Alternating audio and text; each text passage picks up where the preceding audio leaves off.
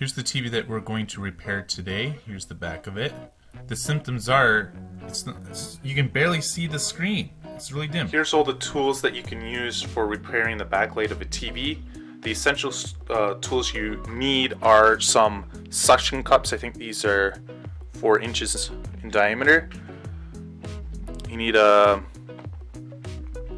soldering iron with some solder, some electrical tape,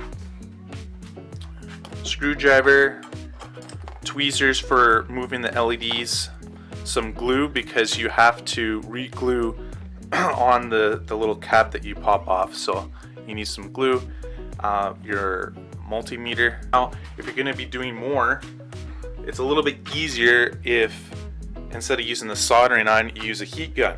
And if you use a heat gun, you can use a liquid solder. You can use a LED tester.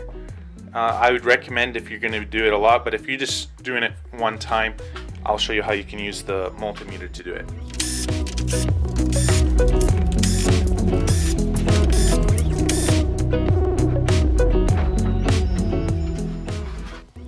These are the 3 boards in your TV. You have the power board, the TCON board, and the main CPU or the main processing board. We're going to be looking more at the power supply board. I opened it up and I was testing the voltage. It was 27 and the other one was 29, so they should be the same voltage, but there's something wrong, so we have to take it apart. I'm removing the bottom bezel using a screwdriver or electric screwdriver. After you remove that, the very delicate part is removing the ribbon cable. There's a little black clip that you flip down and then you gently just slide it up and out. Now flip over your TV and I'm going around the outside getting rid of, taking off all the screws so that I can take the screen off. So here comes off the front bezel.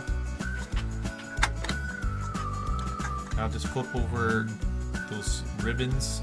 I'm using electrical tape to tape them to the front of the TV. I put the suction cups on the TV. I'm just going around and there's little clips that you have to clip off. And it's kind of connected to the LCD. So I took them all off together. Just pull out gently, and there we go. Under that, I've put some tape on the white sheets of paper. It's not paper, it's like a filament. That's just so I remember the order and that they don't get messed up. So there it goes off. And remove all the small little screws. Get rid of the white paper. So that we can get at the LEDs, all those LED strips.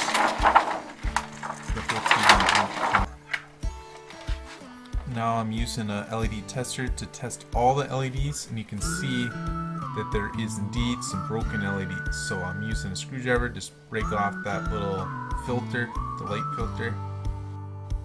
After repairing, I just used some silicone to put the filter back on top of the LED. Now it's time to remove the bad LED.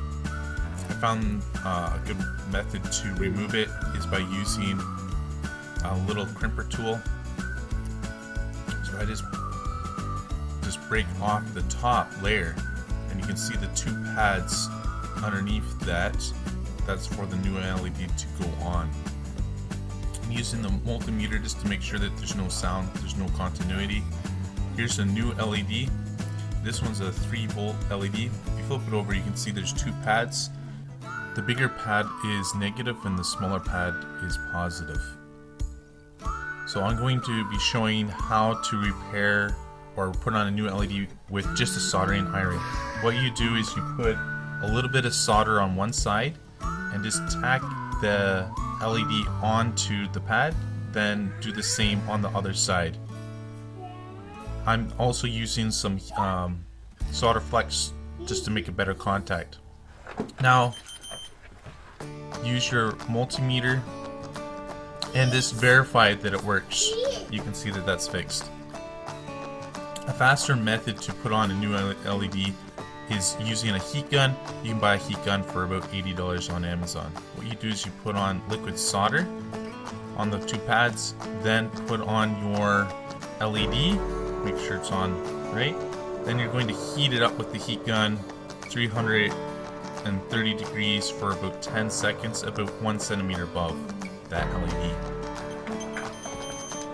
Now, if you hear that, that means that it didn't seat right.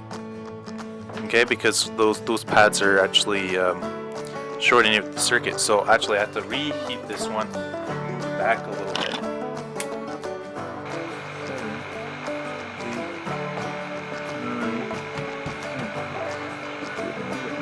There we go. Use your voltmeter or LED tester to verify that it's working. It is. So that's a fixed LED. I'm going through all the strips to make sure they're all working. And then I'm doing the reverse process to put everything back together.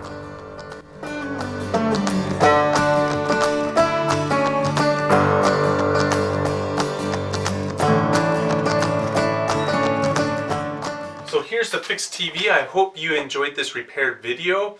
If it has helped you, please subscribe to my channel and hit the like button so that you can get some more updates, and hopefully I'll see you in the next repair video.